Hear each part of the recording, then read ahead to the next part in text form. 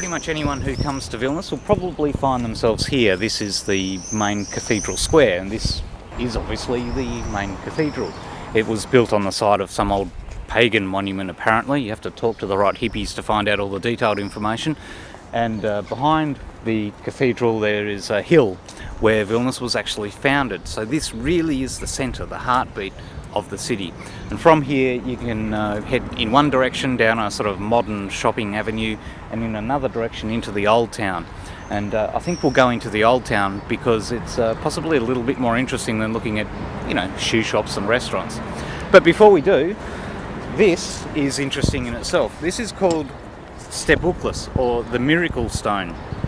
The story is that on this point, right here, was one end of a chain of human people that stretched all the way from here to Tallinn in Estonia. And this was in protest at Soviet occupation. So this stone now marks the spot where there was one end of that human chain. And the story or the legend is that you can stand on the stone, make a wish, but don't tell anyone what it is, and then turn around and maybe your wish will become true.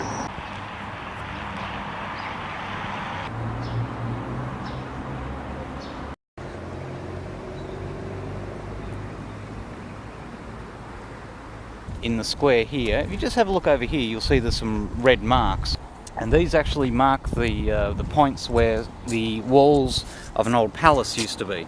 So these red stones are literally where the walls were.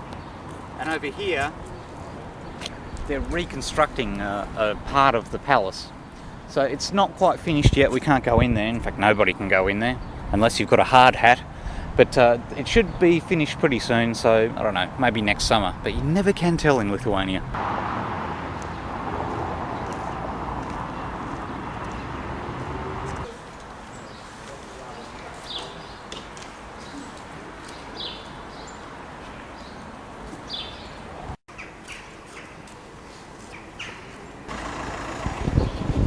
We're on the main tourist street here. It's lots of cafes, lots of restaurants, lots of places to have a nice cup of tea.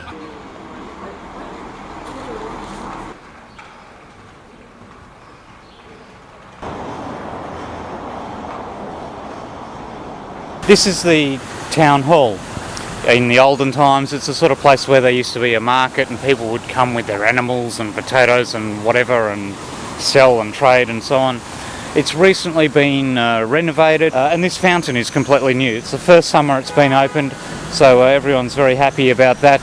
So much so that someone decided to fill it up with soap a few days after it opened.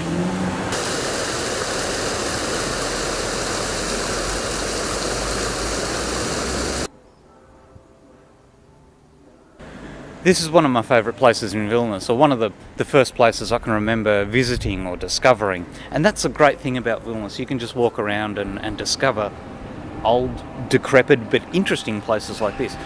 This church, obviously at one time it would have been used to assist people to communicate with God, but now it's basically used to assist people to communicate with their mobile phones. If you have a look right up the top, it's basically now a mobile phone antenna.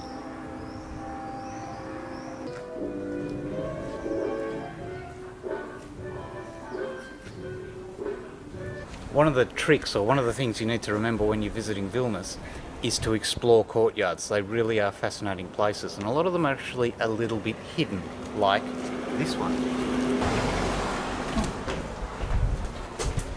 This is the narrowest passage I've ever been in. It's crazy. Like, there's a door here, somebody's front door. This is their post box.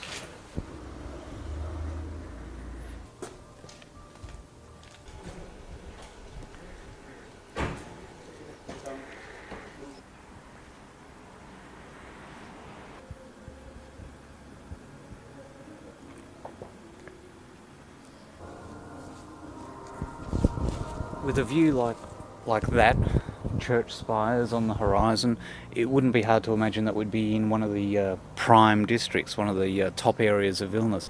But if you look around here, it's actually just an old, somewhat decrepit courtyard.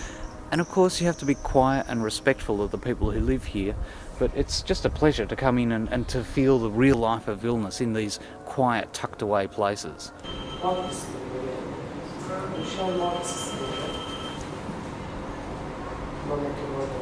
This is the entrance to another courtyard.